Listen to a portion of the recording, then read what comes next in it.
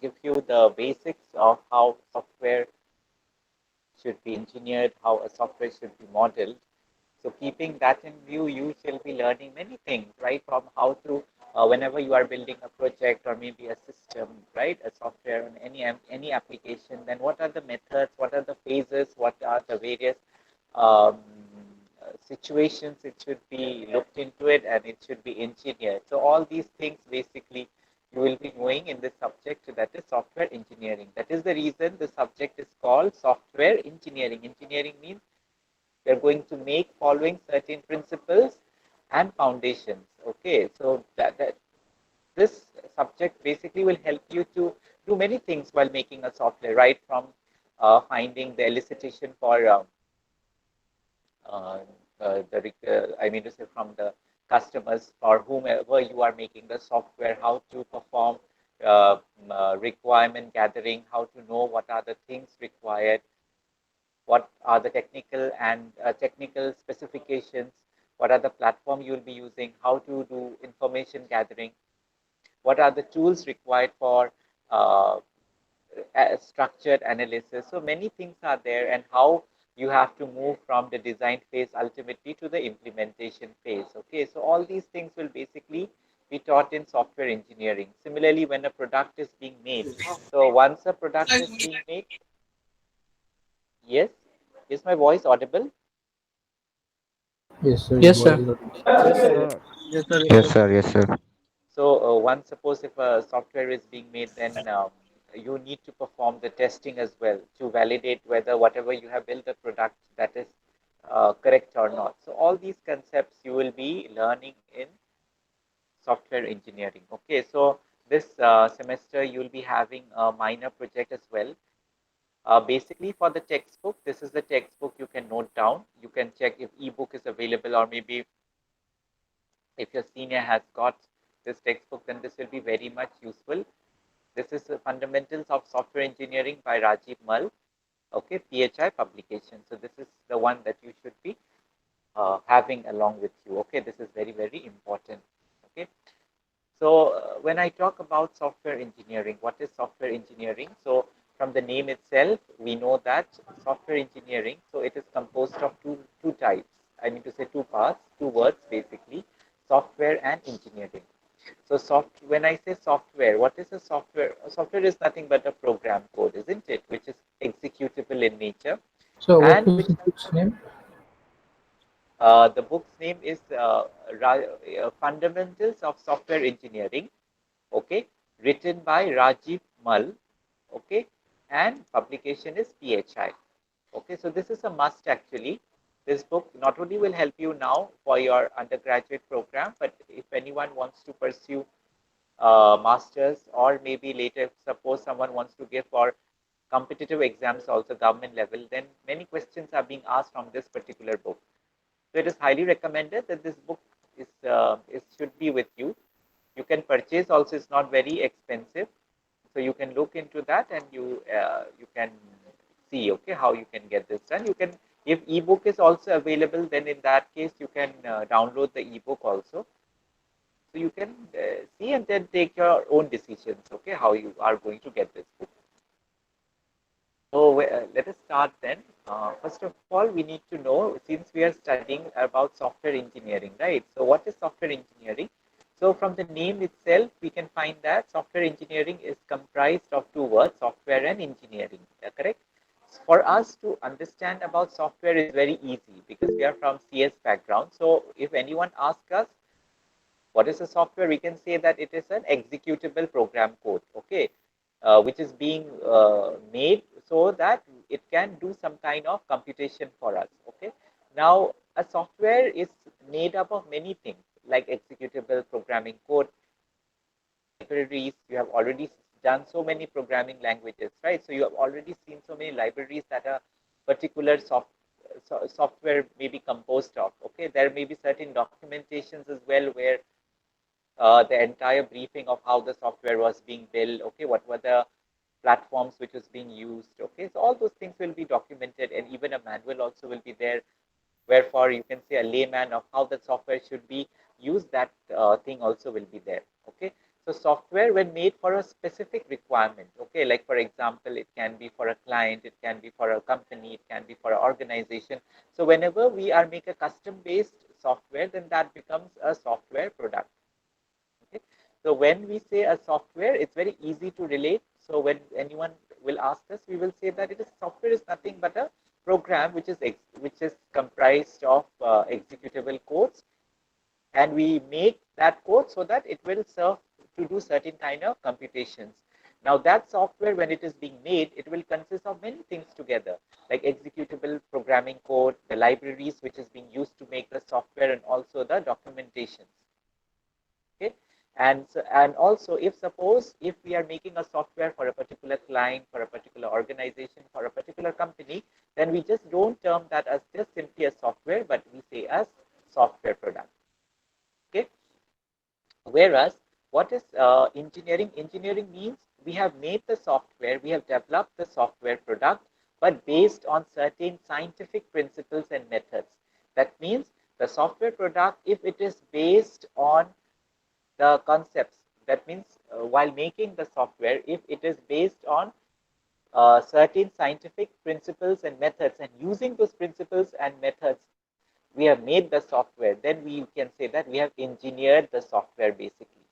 Two terms are combined together, then it gives birth to software engineering. Okay, so software engineering is a very much flourishing engineering branch. Okay, in CSE or maybe ECE. Okay, associated with many methods.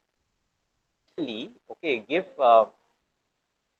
software engineering a very specific definition. Okay, this is quoted from the book itself. Okay, so I'll just quote as it is. Okay, so it is the application of a systematic, disciplined, quantifiable. Quantifiable means we are measuring the milestones which is related to the development of the software. Okay, to related to the development.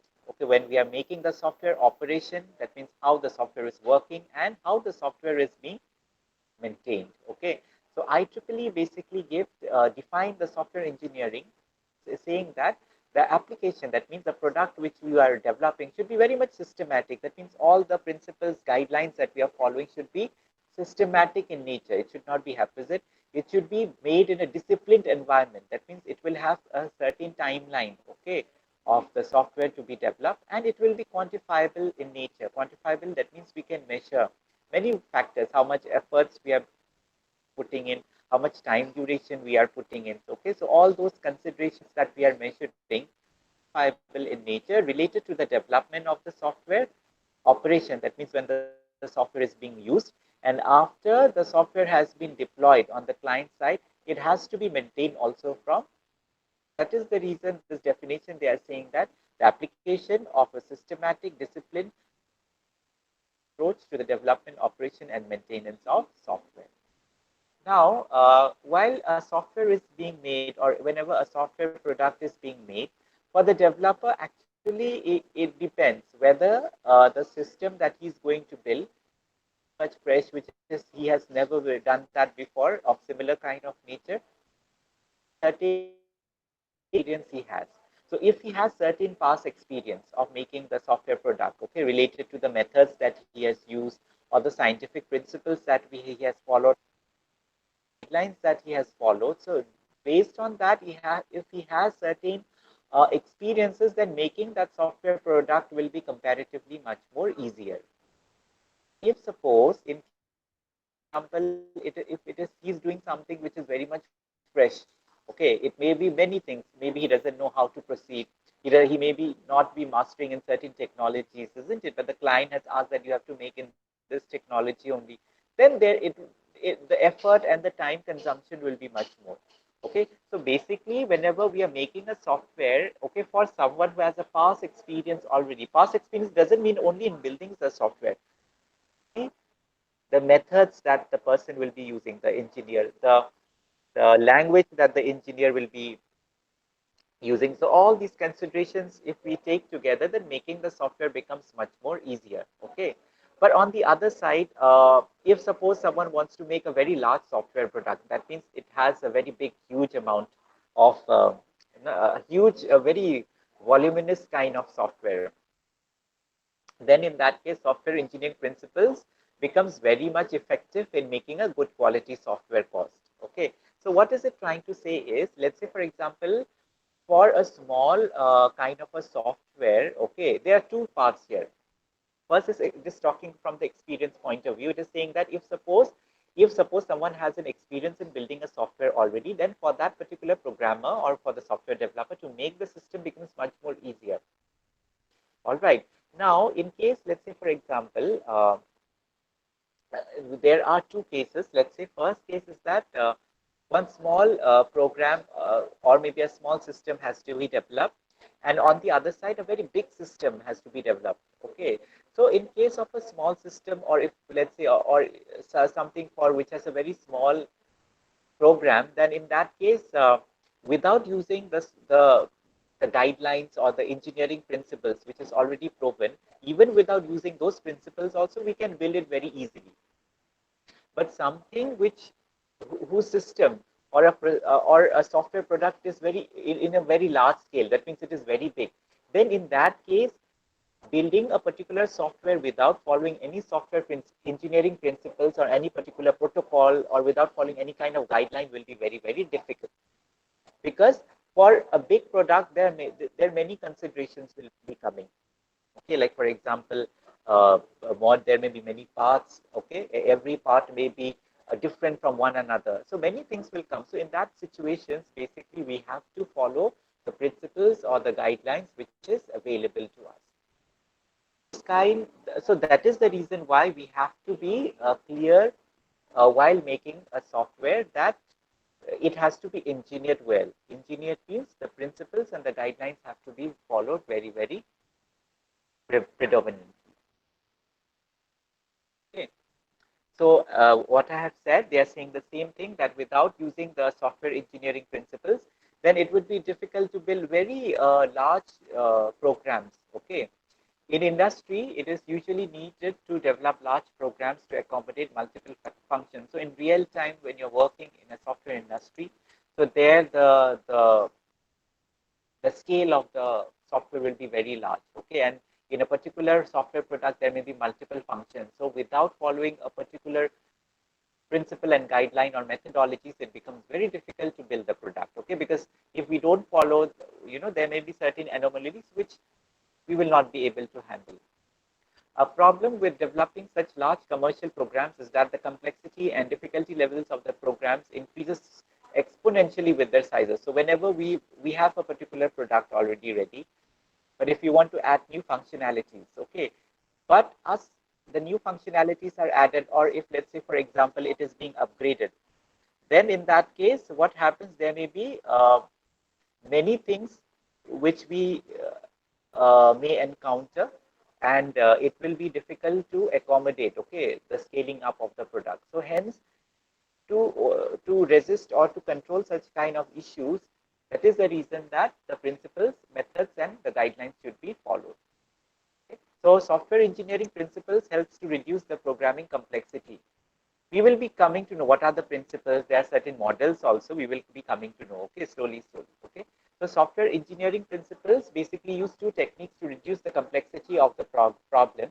One is the abstraction and decomposition. Okay. So abstraction we already know from our junior semester classes, that abstraction basically refers to the problem simplification, okay, without revealing the implementation details. Okay, or in other words, you can say the main aim of abstraction is to consider only those parts of the problem that are relevant, that is important for that purpose, and it hides the other portions of the problem which is not relevant for that particular uh, purpose. Okay, so once the problem is solved, then the omitted details can be taken into consideration to solve the next higher level of problem.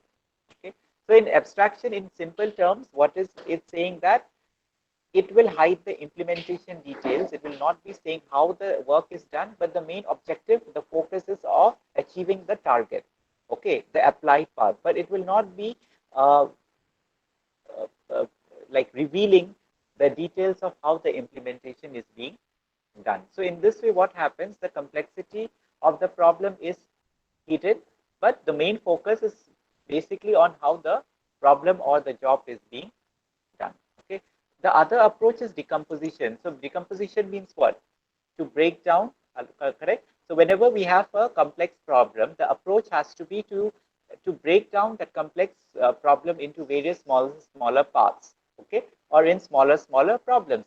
And then what we need to do that each of the smaller problem has to be solved one by one. So in that case, what happens? Suppose we have a mighty product, okay, and then we have broken down that into 5 smaller problems. So in that case, what we will do, we will solve the problem part wise. That means part 1 is solved, then part 2 is solved, part 3, and ultimately part 5 is solved. So ultimately, what happens? We have conquered the entire problem at okay, by decomposing the complex structure. Okay. So today is just an introductory class. Okay, tomorrow I'll be starting very nicely. Okay, because I just wanted to do an overview of what is the software engineering. So every day I'll be using two things. From mobile, I will speak. Computer, I will be sharing the content. Okay, and Shankanand, you take the attendance every day, date wise. Okay, and you send to me how many students are present, and attendance will be taken in a very exceptional note. So if anyone is absent this time, they have to they will bear the brunt. So students must be are to ensure that they have to attend the classes regularly, and monthly I will be generating percentage wise of each and every student. So Shankaran, you declare that in the students group, and you do the needful. Okay. So anything else the students has to say?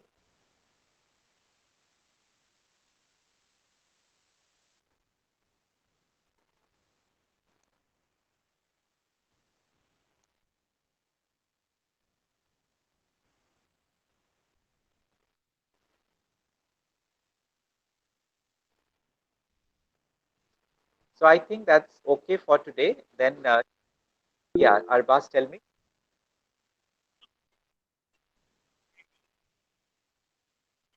No, actually, lab means there will be certain things, tools that we have to know, like data flow diagram, DFD, ERD. ERD, I think you already know from your junior semester.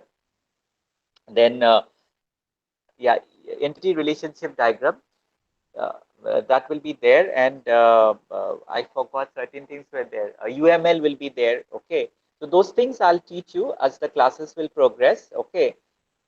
Is I will give you certain assignments on certain problems. So you have to draw the DFD, UML, ER diagram, and then we will discuss that in class as well, because DFDA, UML, and ER will be very much fruitful for your mini project and major project as well. So that has to be done very thoroughly. Okay. But there will be deadlines as well for the assignments and all. Okay. So students have to be very much on toes. Okay. So that is expected.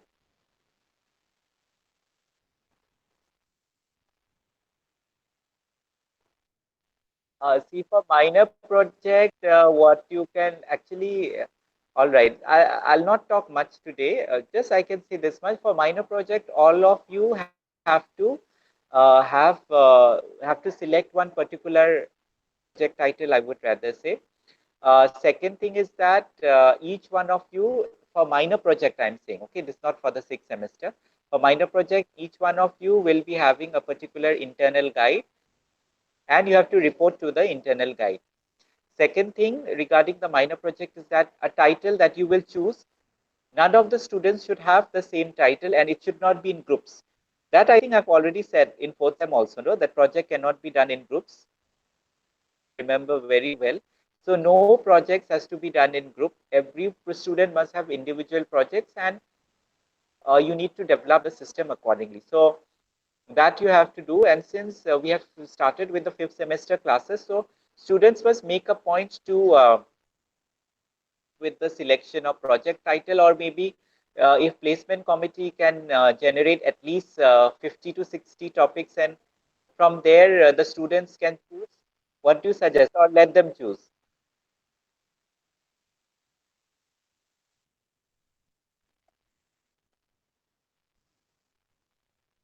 That's what it's. See, first thing is that there will be no proprietary as such here, because it will be only for academic learning only. So there will be no client as such here. But what you can, what the thing is, you have to work here basically to upgrade yourself and to know how particularly a project is being made. So that you people all can look for certain project titles, topics, I mean to say, like someone can do on airline reservation system, someone can do a railway ticketing system. I'm just giving a rough example only, don't take it otherwise. Okay, this is just an example I'm quoting. So that way you can choose, but it should not be something like library management or and as such, because this is nothing a project but an assignment. So you have to look the quality of the project also, and that way you can approach. But at the same time, since it's a mini project and timeline, you don't have much. So you have 3 theory papers also. So you have to make sure that you complete in time as well. So that you have to check. And one thing again, I'm saying, please do not do in groups. And second thing, for let's say to avoid any kind of clashes in the project title, what I would suggest in the official group, if suppose one student has selected the title, please mention your full name and this title I have taken, so that others will not take that title. Later, if suppose 2, 3 are taking the same title, they are not sharing the information, then in that case, what will happen? There will be possibility of collision, isn't it? And then automatically, all the 3 students project will be cancelled. So to avoid such kind of issues, I would request all the students that to find the project topic and then to update that content in the group that we are taking this. So today we are 30th of September. What you people can do, maybe by maybe 10th of October, you can finalize project topics of your own. And in the meantime, you can upload the moment you are sure that this is the one we are going to work on. I think that makes much more sense, isn't it? What do you all suggest? Okay, so I think I'll leave for today. Okay, tomorrow we will start the class more nicely. Okay. Okay. Okay. Thank Yeah. you, Yeah. sir. Bye bye.